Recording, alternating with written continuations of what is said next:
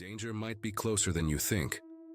Before we begin, like this video, comment where and what time you're watching from, and subscribe for more chilling stories. Now turn off the lights, get comfortable, and let's dive into the unknown. Story 1. I never thought that digital folklore could terrify me in real life, but what happened one October night in 2021 changed my perspective forever. My name is Alex, and at the time I was 19, studying computer science at a university in Oregon. I lived with my younger sister, Emma, who was 16. That night we were alone at home because our parents had gone to a wedding in another state. The night had fallen hours ago, and we were watching a movie to distract ourselves from the storm raging. Outside, the TV light cast dancing shadows across the walls, which already lent a sinister air to the setting. That's when Emma paused the movie abruptly and asked if I had heard footsteps outside the house. I hadn't heard anything but the thunder, but her worried look made me mute the sound and listen carefully. We spent a few minutes in total silence, hearing only the rain hitting the windows, when suddenly a tall, slender silhouette quickly passed by the living room window. It was so quick that I almost doubted my eyes had seen it. But then it happened again, slower this time, and there was no doubt. There was a figure, unnaturally tall and thin, standing outside, looking in. Emma grabbed my arm, her eyes wide with fear. I tried to stay calm for her sake, but my heart was pounding so hard I could barely hear my own thoughts. The figure didn't move, just stood there, as if studying us. The situation was so surreal I thought for a moment that I was in a nightmare. That's when we decided it was time to act. I took my trembling hands to my phone and dialed 911, reporting what was happening while keeping my eyes on that disturbing figure. As I spoke with the 911 operator, the figure began to move slowly towards the front door. I described its appearance as best I could. Exceedingly tall, thin, dressed in what seemed to be a black suit, and most disturbingly, it had no discernible face, just a smooth surface where eyes, nose, and mouth should be. The operator instructed me to keep the door locked and stay away from the windows while they dispatched a patrol car to our house. Emma was practically glued to me, trembling. I could feel her fear, and it only intensified mine. Each second without hearing the sirens felt like an eternity. Suddenly, we heard a dull thud, as if something heavy had been leaned against the door. Emma let out a muffled scream, and I pulled her back, moving us away from the sight of the door. The wait for the police was excruciating. We tried to make no noise, listening intently for any sound that might indicate what was happening outside. Then, without warning, the lights in the living room flickered and went out, plunging us into complete darkness. My heart raced, and I held Emma's hand, whispering to her that everything would be all right, though my own words sounded hollow. It was then that we heard the sound of breaking glass from the back of the house. Someone was trying to enter through the kitchen window. Without thinking, I ran to the kitchen, grabbed the largest knife I could find, and shouted for Emma to hide in the bathroom. I didn't know what I would encounter, but I was determined to protect my sister at all costs. As I stood in the dark kitchen clutching the knife, the sounds of footsteps became louder nearing the kitchen door. I braced myself, ready to confront whoever or whatever was invading our home. The air was thick with tension, and every breath I took felt heavy with dread. Suddenly, the back door swung open with a violent force. A gust of cold air rushed in, carrying with it a foul, unidentifiable smell. I tightened my grip on the knife, my eyes straining in the darkness to see the intruder. But there was no one there, just the open door and the chilling wind. I moved cautiously towards the door to close it, but as I reached out, a shadow darted across the room, too fast for my eyes to follow. Panic surged through me, and I slammed the door shut, locking it swiftly. I backed away, my mind racing, trying to process what had just happened. The house was silent now, eerily so, and every small noise seemed amplified. I returned to the bathroom where Emma was hiding. She looked up at me, her eyes filled with tears and terror, asking me if it was over. I wanted to reassure her, to tell her that everything was fine now, but the uncertainty gnawed at me. We decided to stay locked in the bathroom until we could hear the clear, unmistakable sound of police sirens outside. Minutes ticked by slowly in the bathroom, each one heavier than the last. Emma and I sat in silence, barely breathing, straining our ears for any sign of rescue. Suddenly, the faint but unmistakable sound of sirens pierced the oppressive silence. Relief washed over me, but I remained cautious, not wanting to give false hope until we were absolutely sure it was safe. As the sirens grew louder, I carefully opened the bathroom door and peeked out. The house was dark and silent, a stark contrast to the chaos that had reigned just moments before. I stepped out, knife still in hand, and made my way to the living room to look outside. Flashing lights painted the walls as police cars pulled up to our house. I opened the front door just as an officer approached. Quickly, I explained what had happened, my words tumbling out in a rush. The police were thorough. They searched our house and the surrounding area but found no trace of any intruder. They suggested that the intruder might have fled when they heard the sirens, or that perhaps what we saw was someone playing a cruel prank. After the police left, Emma and I were left to reflect on the night's terrifying events. The reality of our situation set in. We had been terrorized in our own home, unsure if the threat was human or something else. We spent the next few days at a relative's house trying to recover from the shock. The incident left us shaken, but it also strengthened our bond as siblings. We never found out who or what was behind that night's events, and sometimes I wonder if we ever will. The shadow and the fear it brought linger in our minds, a haunting reminder that not all dangers are easily explained away. Story 2. My name is Karen, and what happened on a stormy night in September 2019 still sends shivers down my spine. I was home alone with my baby, as my husband works night shifts. Our neighborhood has always been quiet and safe, so I never imagined I would go through a situation of true terror. It was around 11 p.m., and I was upstairs trying to get the baby to sleep when I heard a noise coming from the first floor. At first, I thought it might be the wind, but then the unmistakable sound of the front door being forced open chilled me to the bone. I grabbed my baby and rushed into the master bedroom, locking the door behind us. My heart was pounding as I dialed 911 with trembling hands. I whispered into the phone, trying to keep my voice down so as not to attract attention. The dispatcher instructed me to stay on the line and keep the door locked. As I clutched my baby closer, I could hear footsteps creeping up the stairs, each step creaking ominously under the weight of an unwelcome visitor. Suddenly, there was a loud banging on the bedroom door. "Karen, are you still there?" the dispatcher asked, her voice a lifeline in the darkness. "He's at the door," I cried softly, fear gripping me as the banging grew more insistent. The dispatcher reassured me that help was on the way, but each second felt like an eternity. In the dimly lit room, I crouched in the corner farthest from the door, cradling my baby, who thankfully remained quiet. The intruder started shouting, demanding to be let in, his voice laced with anger and desperation. I could hear the dispatcher speaking calmly through the phone. "Police are close, just hold on. They're nearly there."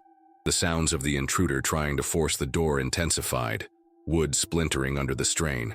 I held my breath, praying the door would hold long enough for the police to arrive.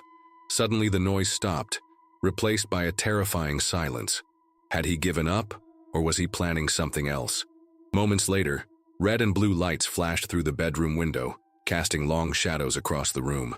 The sound of sirens filled the air, and I've never felt more relieved. It seemed like hours before I heard voices outside and heavy footsteps rushing up the stairs. The police announced themselves before forcibly entering the house, clearing each room systematically. When they finally reached the bedroom, I was hesitant to open the door, still shaking with fear. The dispatcher encouraged me, reminding me that the officers were there to help. With trembling hands, I unlocked the door to find two policemen standing in the hallway, their expressions reassuring.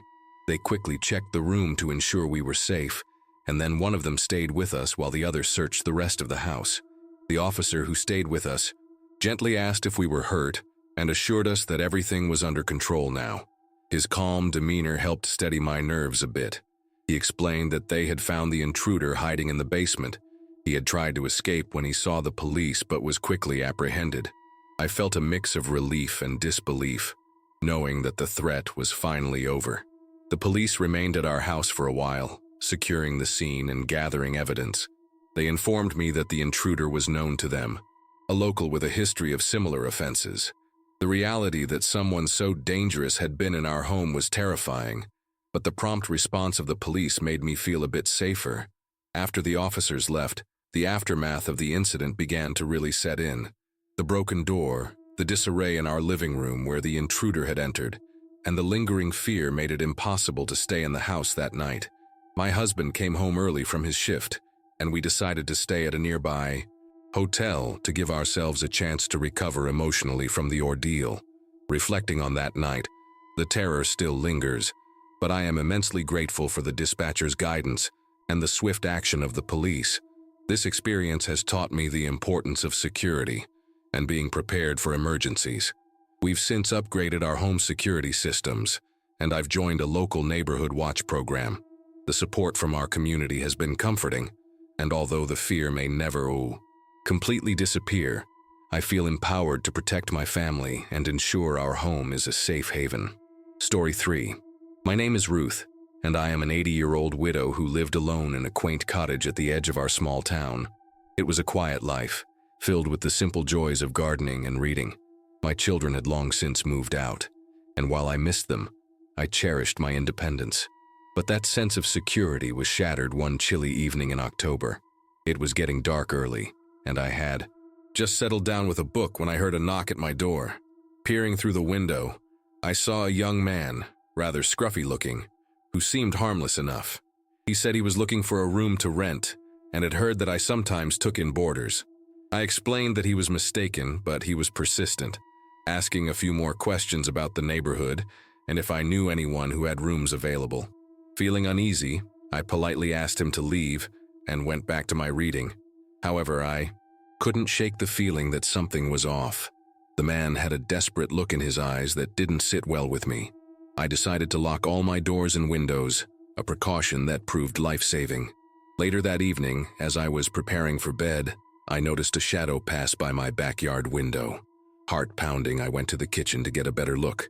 To my horror, the same man was trying to pry open my window. I quickly dialed 911, my hands trembling as I spoke to the dispatcher. I described the man and his actions, urging them to hurry as I feared for my safety. The operator kept me on the line, trying to calm me as we waited for the police to arrive. As I hid in the darkness of my kitchen, clutching the phone, the intruder managed to open the window and began climbing through. My heart raced as I whispered into the phone, telling the dispatcher what was happening. She urged me to find a safe place to hide until the police arrived. I moved as quickly as my old bones would, heading to the bathroom, the only room with a lock.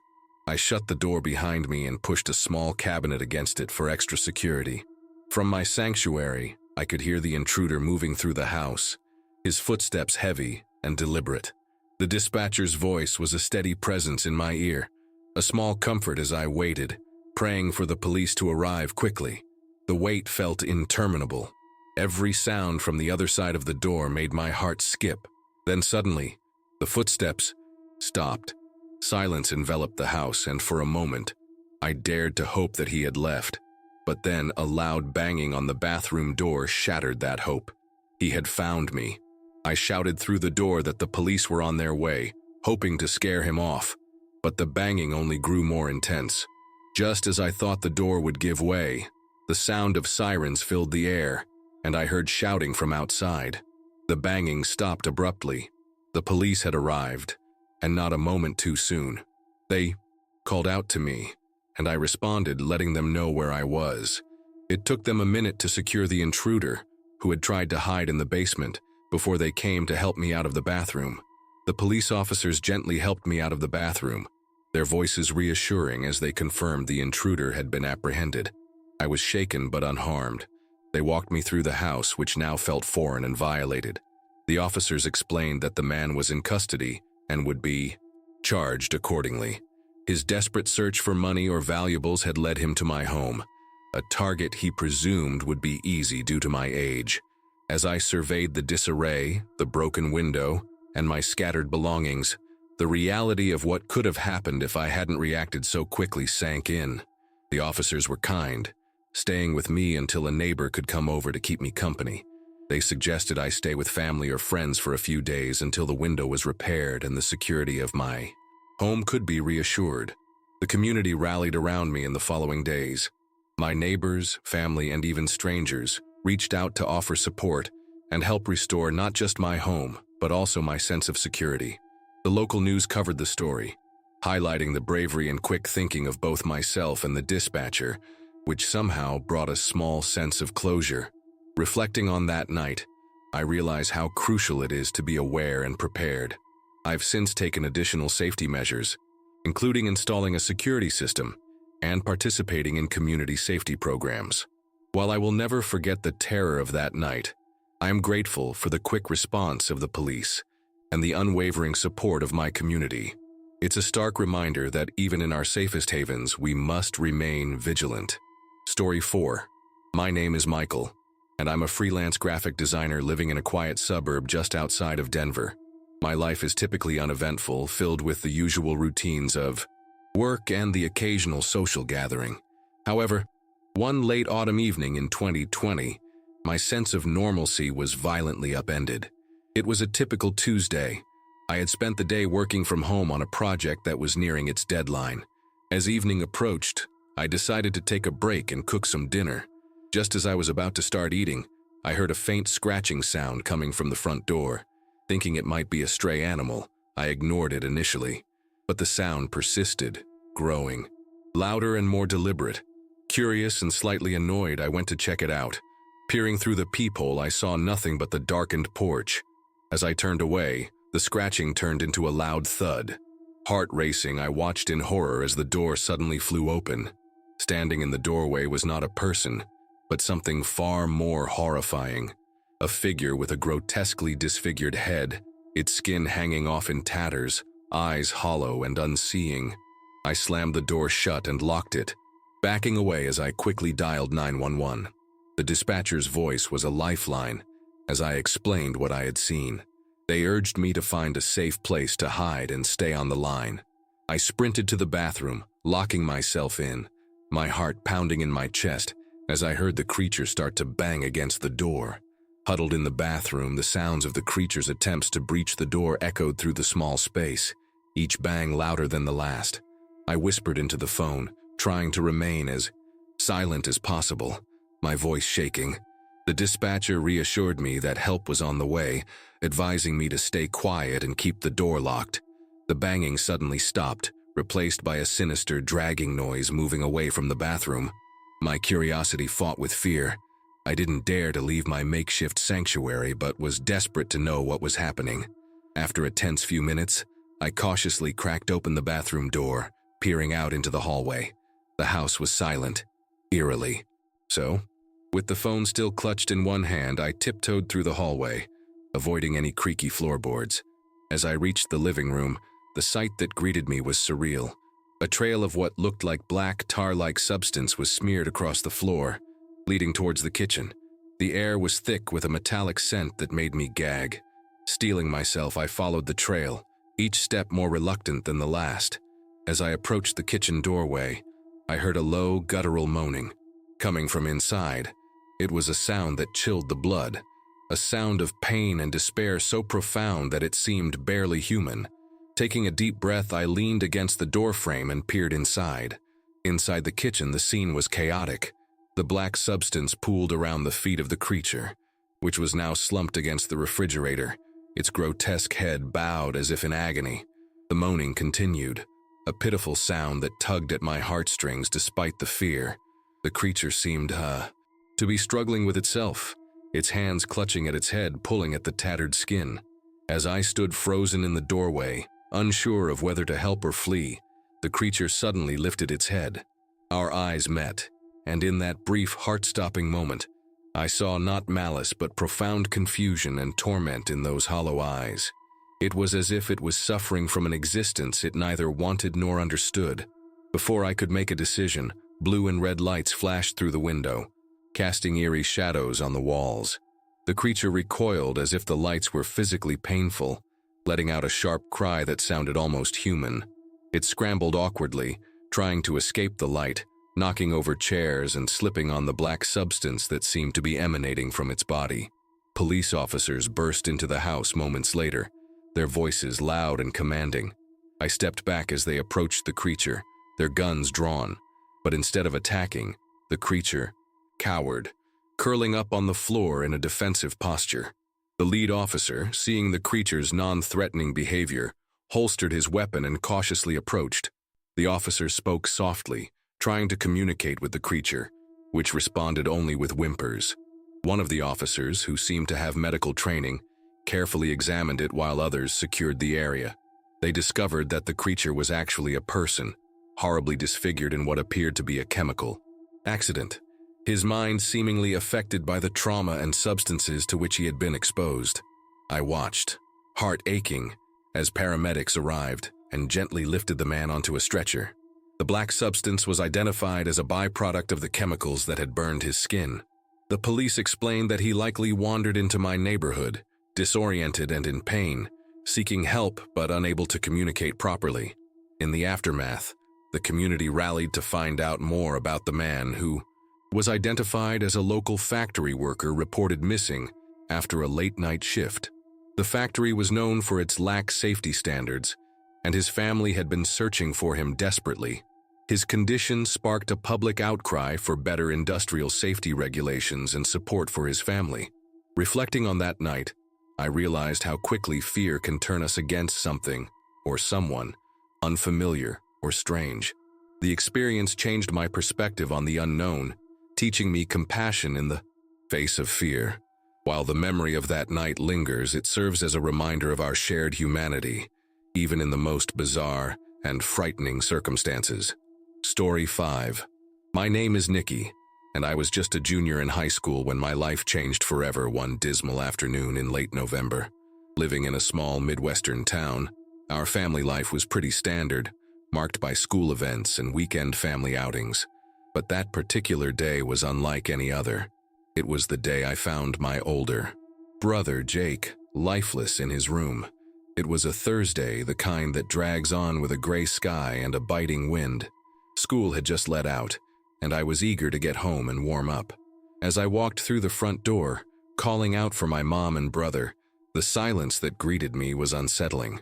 The house felt unusually cold and still, a stark contrast to the usual bustling warmth of our home.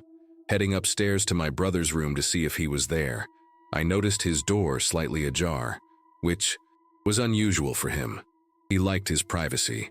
With a casual knock, I pushed the door open, expecting to find him playing video games or napping. Instead, I was met with a scene that haunts me to this day. Jake was there, lying on his bed, a gun by his side. In a state of shock, I couldn't move or scream. It took me a moment to process what I was seeing. My brother, who had always been the pillar of strength in our family, had taken his own life.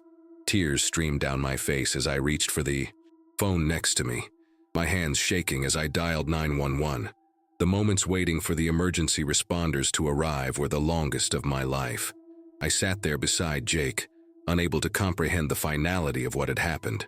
The dispatcher's voice on the phone was a distant echo as I tried to articulate what I had discovered. I remember repeating over and over that it was too late, that my brother was gone. When the paramedics and police arrived, they were swift and professional, yet nothing could erase the gravity of the scene. As they confirmed what I already knew, that Jake was indeed gone, I felt a part of me break. The officers were gentle, asking me questions about the day, trying to piece together the reasons behind my brother's tragic decision. I answered mechanically, my mind numb with grief. The aftermath was a blur of relatives arriving, hushed conversations, and the overwhelming silence that followed the storm of activity. My parents were inconsolable, their grief a tangible presence in every room of our now painfully quiet house. We all grappled with the same torturous questions. Had we missed signs? Could we have prevented this tragedy? In the days that followed, I found myself walking through life in a fog. School became a distant concern, and my friends' attempts to comfort me felt hollow. The weight of my brother's absence was omnipresent, a constant reminder in every corner of our family home. The community offered their condolences, and many shared their own stories of loss, which, in a bittersweet way, brought some comfort. As the initial shock began to wane, I sought solace in writing. I started a journal, pouring my thoughts and feelings onto the pages. It became a place where I could speak to Jake, telling him about my days, my regrets, and how deeply his absence was felt. It wasn't a solution, but it was a start to processing my grief. Counseling was another step I took, reluctantly at first. Sitting in the therapist's office, discussing my feelings felt alien, but gradually it became a crucial part of my healing. Through therapy, I learned it wasn't about finding answers, but learning to live with the questions that would never be resolved. The sessions helped me understand that grief is not a linear process, and that it was okay to feel okay some days, and utterly devastated on others. School eventually resumed its regular pace, but I was changed. Teachers and classmates were supportive, giving me the space when needed, and support when I reached out. I became involved in a peer support group, where I met other teens who had experienced loss. Sharing our stories wasn't easy, but there was comfort in knowing I wasn't alone in my pain. Months turned into a year, and the acute pain of Jake's passing softened into a dull ache, a permanent part of my being but no longer all-consuming. Our family found new ways to honor his memory. We started a scholarship in his name at our high school and participated in community mental health awareness programs. These actions didn't diminish our loss but gave it a meaning that helped us cope. Story 6. My name is David, and I live in a small coastal town in North Carolina. The evening started like any other stormy night, with the wind howling and the rain pelting against the windows. I was at home with my 2-year-old daughter, Lily, as my wife was away visiting her parents.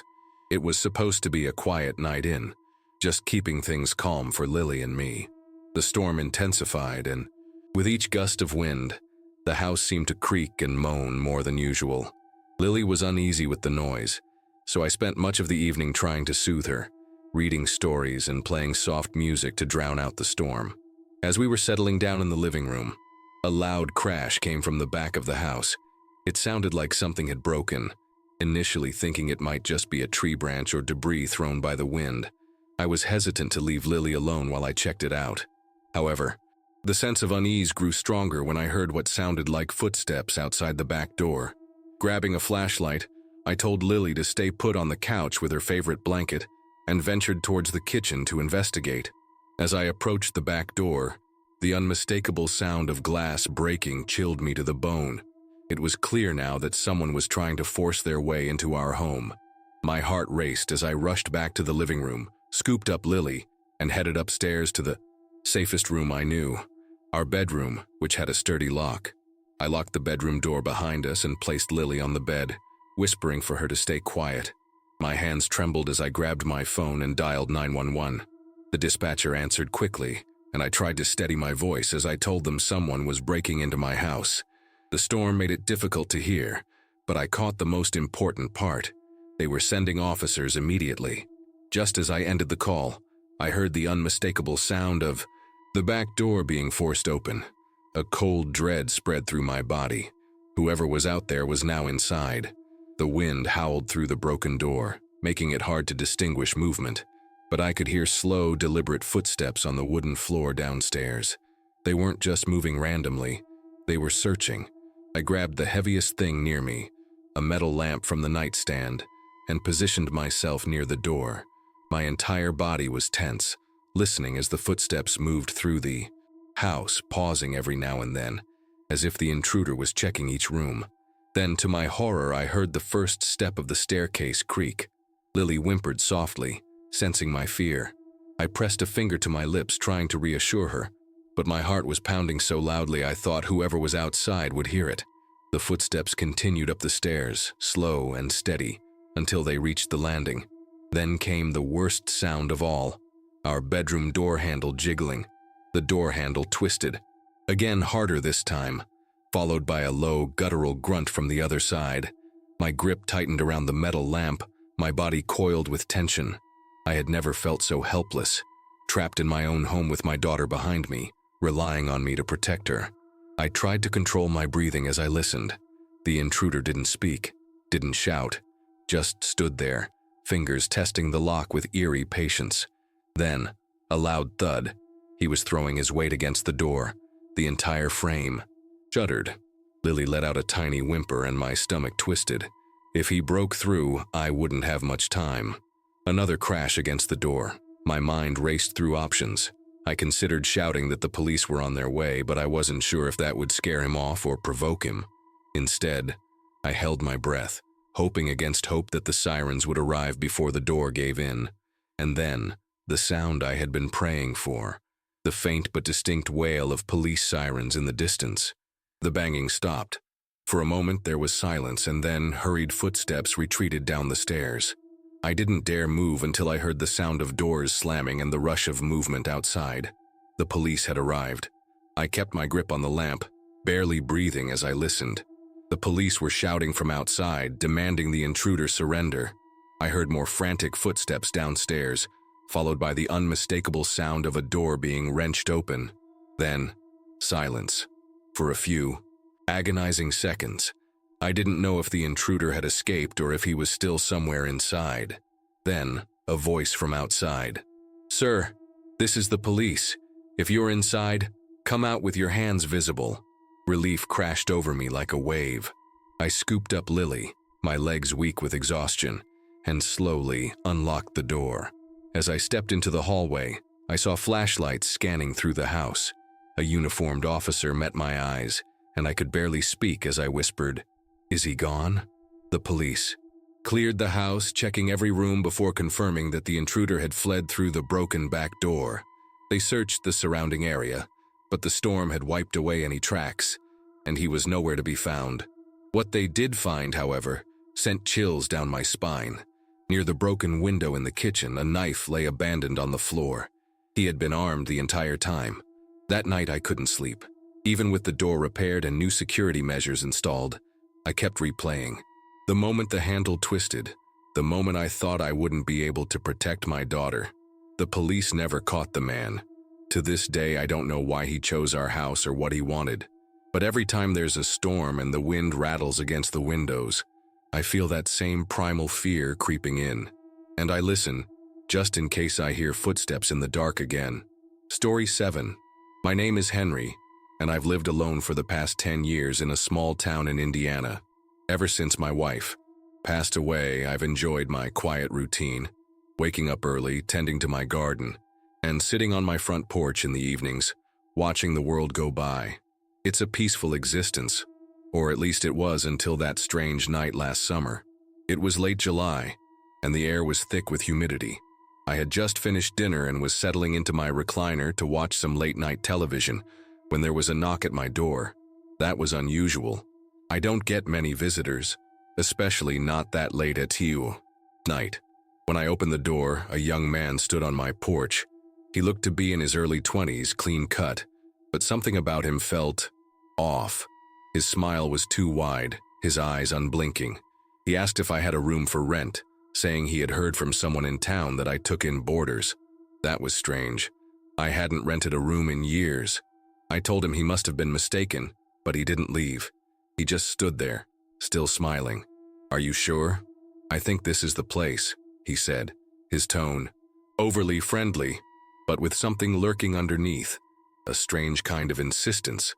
That was the first moment I felt the uneasy chill creep down my spine. I forced a polite smile and told him again that he must have been misinformed, that I hadn't rented out a room in years, but he didn't seem to register my words. He just kept standing there, that eerie grin still stretched across his face. The way he was staring at me, too intensely, too unblinking, made my stomach knot with unease. "Maybe I could just come in for a minute," he asked, shifting slightly closer to the door. My gut screamed no. I've always trusted my instincts, and something about this man wasn't right. I tightened my grip on the doorframe and shook my head. "I'm sorry, son, but I can't help you." For a long moment he didn't move. He just kept smiling. Then finally he let out a small chuckle, low and almost amused, like he knew something I didn't. "All right," he said, taking a slow step back. "I guess I got the wrong place." But before he turned away completely, his eyes flickered over my shoulder, peering into my house, like he was memorizing it. I shut the door the second he stepped off my porch, bolting it immediately. My hands were clammy. I walked to the window, carefully parting the curtains to watch him leave. But he didn't. He just stood at the end of my driveway, staring at my house. Then, without another word, he turned and walked down the street, disappearing into the dark. I stood by the window for a long time, watching the street, listening to the hum of cicadas outside, waiting to see if he'd come back. But the road remained empty. Still, that gnawing feeling in my gut wouldn't go away. Something about the way he had looked at me, through me, felt all wrong. I tried to shake it off, convincing myself he was just some drifter, maybe a guy down on his luck looking for a place to stay. But as I moved through the house, turning off lights before heading to bed, something made me stop. I glanced toward the back door, the one leading to my yard, and a sickening chill ran through me. The motion light was on. I hadn't been outside in hours, and it only turned on if someone, or something, was out there. My heart pounded as I stood frozen in the hallway, listening. At first, there was nothing but the sound of the wind rustling the trees. Then, the unmistakable crunch of gravel. Footsteps. I moved as quietly as I could, peeking through the side window that overlooked the backyard. Breath caught in my throat. He was there. The same young man from earlier, standing just outside the pool of light, barely visible in the dark. But he wasn't looking at the house. He was staring directly at the back door. I swallowed hard, my pulse thudding in my ears. He wasn't knocking, wasn't calling out, just standing there staring at the back door like he was waiting for something. I backed away from the window, my hands shaking as I reached for the phone. Just as I dialed 911, there was a slow, deliberate rattle at the doorknob. My breath caught in my throat. The dispatcher answered, and I forced myself to speak as quietly as I could, whispering that there was a man outside my house, trying to get in. She stayed on the line, asking me questions. Was the door locked? Was he armed? I didn't know, I didn't care, I just wanted him gone. The rattling stopped. For a brief moment there was silence. Then, a loud bang. He had slammed his fist against the door. I jumped, gripping the phone. So tightly my knuckles ached. "The police are on their way," the dispatcher reassured me. "Stay where you are."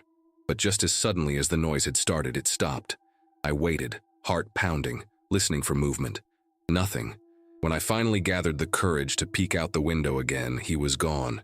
The yard was empty, the motion light still flickering. The police arrived minutes later, searching the property, but there was no sign of him.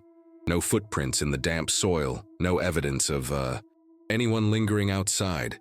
They asked if I'd seen him leave, but I hadn't. It was like he had vanished into the night. That was a year ago. I never saw him again. But some nights, when the house is quiet and the wind is still, I swear I hear footsteps outside.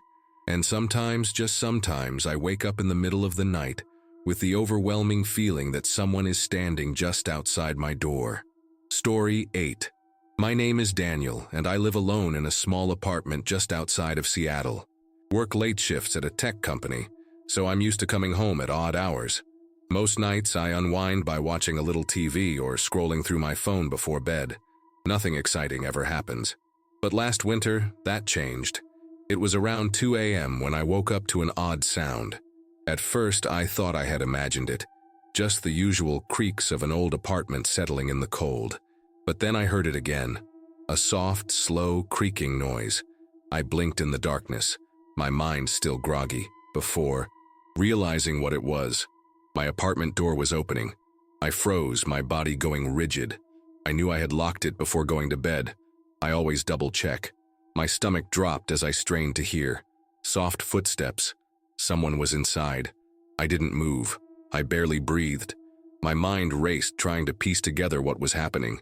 Maybe I had left the door unlocked. Maybe it was just my neighbor by mistake. But deep down, I knew better. The footsteps were slow and deliberate. Not the confused shuffle of someone in the wrong place. Still lying in bed, I reached for my phone, my fingers shaking as I unlocked it. The brightness of the screen felt like a beacon in the dark. I turned the volume all the way down and quickly dialed 911.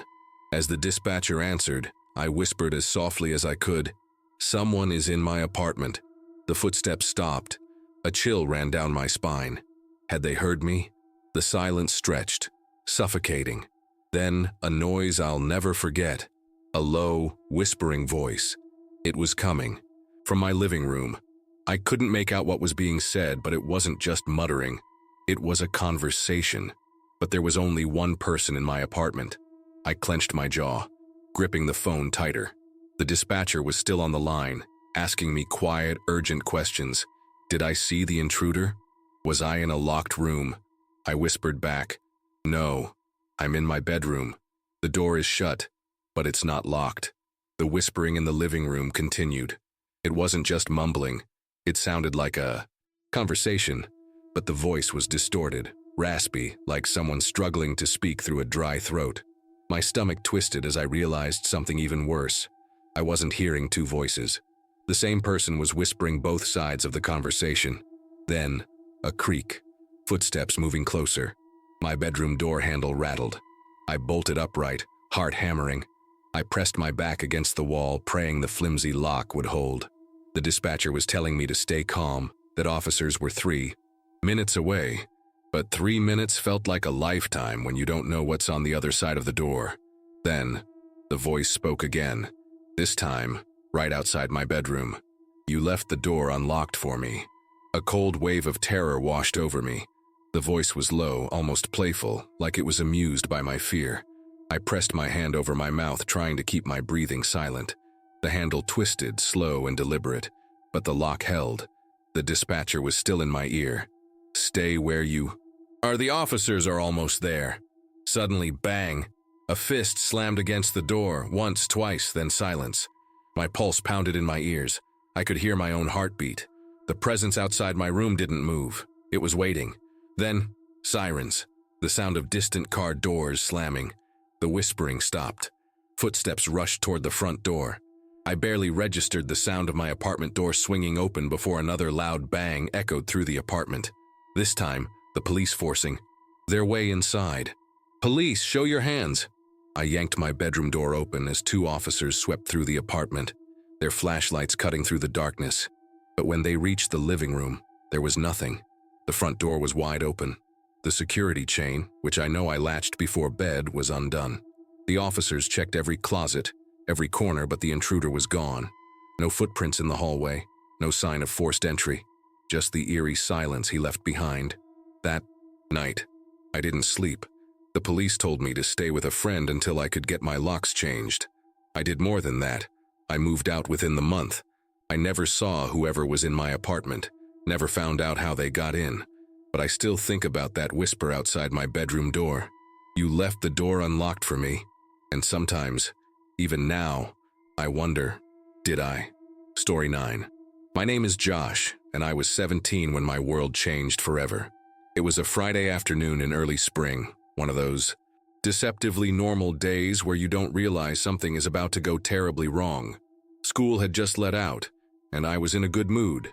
I had plans to meet up with some friends later, maybe play some basketball at the park before heading home for dinner. My mom always made something good on Fridays, usually pasta or homemade pizza. I walked home like I always did, cutting through the same quiet streets of our suburban neighborhood. When I reached our house, something felt off. The front door was slightly ajar. That wasn't normal. My mom was careful about things like that. At first, I thought maybe she had just stepped out to grab the mail and forgotten to pull the door shut all the way. But when I stepped inside, my stomach dropped. The house was too quiet. I hesitated in the doorway, listening. Normally, my mom would have the TV on in the living room, or there'd be music playing in the kitchen while she cooked. But there was nothing, just the faint hum of the fridge and the distant chirping of birds outside. "Mom?" I called out. No answer. Something in my gut told me not to go any further, but my body moved on its own. My heartbeat quickened as I stepped inside, my shoes making barely a sound on the hardwood floor. The air felt heavy, like the house itself was holding its breath. I walked toward the kitchen, and that's when I saw it. A smear of something dark on the tile. My brain didn't want to register what it was at first. Maybe she spilled something? Maybe she... Then I saw her. She was lying on the floor near the counter, motionless. My mother. My breath caught in my throat. No, no, no, no. This wasn't real. It couldn't be. My legs felt weak as I stumbled forward, dropping my backpack to the floor. "Mom?" My voice barely came out. I knelt beside her, my hands shaking as I reached out. She was cold. A horrible, guttural sound escaped me. It wasn't a scream, wasn't a cry, just pure shock. My hands hovered over her, useless. I didn't know what to do. What do you do when you find your mother like that? I fumbled for my phone, my fingers barely working as I dialed 911. The dispatcher answered, but I could barely speak.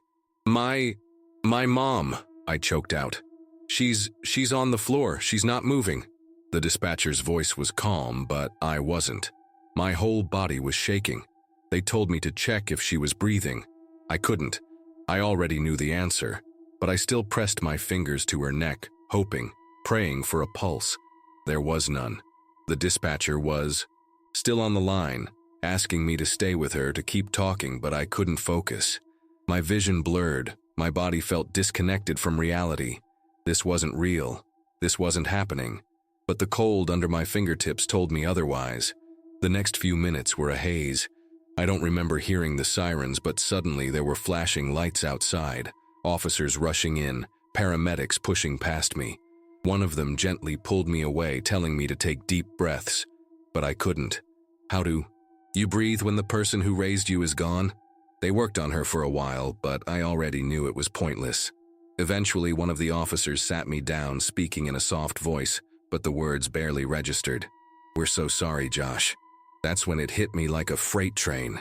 My mom was never going to wake up. She wasn't going to hug me again, nag me about my homework, make dinner on Fridays.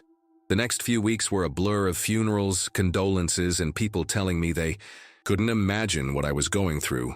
But the worst part? They never found out exactly what happened. The coroner ruled it a sudden medical event.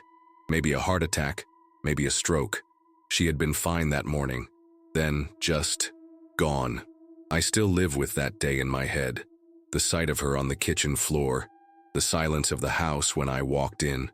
Some nights I wake up, heart pounding, convinced I can still hear my own voice calling out, "Mom?" only to be met with the same crushing silence. Story 10. My name is Megan, and I was a college sophomore when this happened. I lived in a small ground floor apartment near campus, nothing fancy, but it was convenient for classes. I had a routine: go to lectures, hit the library, come home, study, sleep. It was predictable, safe. At least I thought it was. It started subtly. I began noticing the feeling of being watched.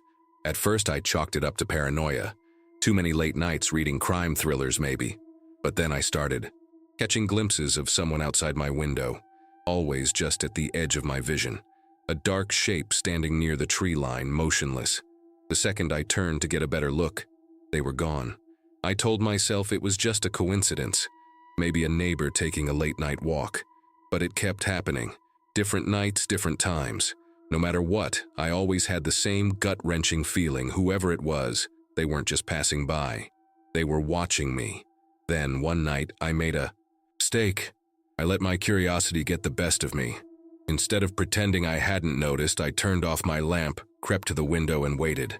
I crouched just out of sight, my heart pounding so hard I could hear it in my ears.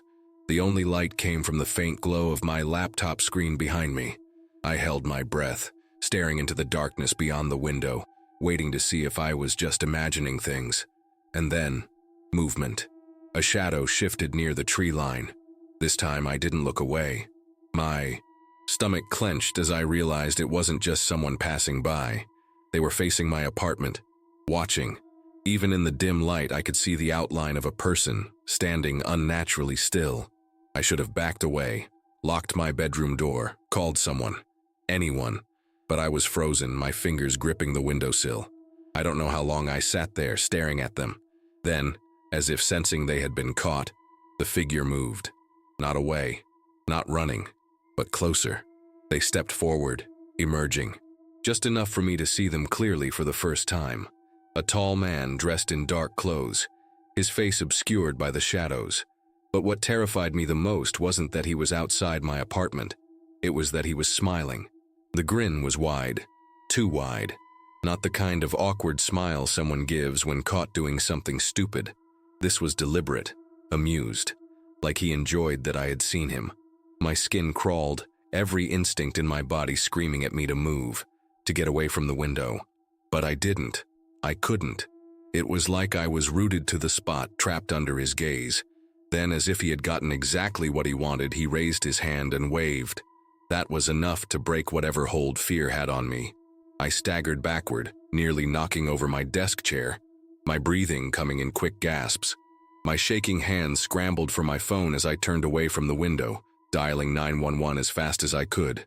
The operator picked up, her voice calm, but I could barely get the words out. "Someone's watching me," I whispered, glancing toward the window again. But when my eyes flicked back outside, he was gone. Not walking away, not running, just gone. The dispatcher stayed on the line with me, asking questions. Did I recognize him? Had he tried to enter? I told her no, but my gut told me that this wasn't just some random guy passing by. He had been watching me for days, and tonight he wanted me to know it. Within minutes, flashing blue and red lights lit up my apartment. 2 officers knocked on my door, asking for details while another searched the area. My hands were still trembling as I explained what had happened, describing the man's eerie smile, the slow, deliberate wave. They found nothing, no footprints, no signs of forced entry. It was like he had vanished into thin air. One of the officers suggested it might have been a prank, maybe a student messing around, but I knew better. The worst part? That wasn't the end of it. For the next few nights, I couldn't sleep. Every noise made my heart pound. Every shadow outside my window felt like him. The police increased patrols, and I stayed at a friend's place for a while. I thought it was over. Then, 2 weeks later, I found something that made my blood run cold. As I was leaving for class, I noticed something wedged under my doormat. A piece of paper, just a single handwritten sentence. "I like when you look." I moved out before the month was over. I never saw him again. But to this day, I never leave. My blinds open at night, and sometimes when I walk home alone, I get the feeling that someone somewhere is still watching.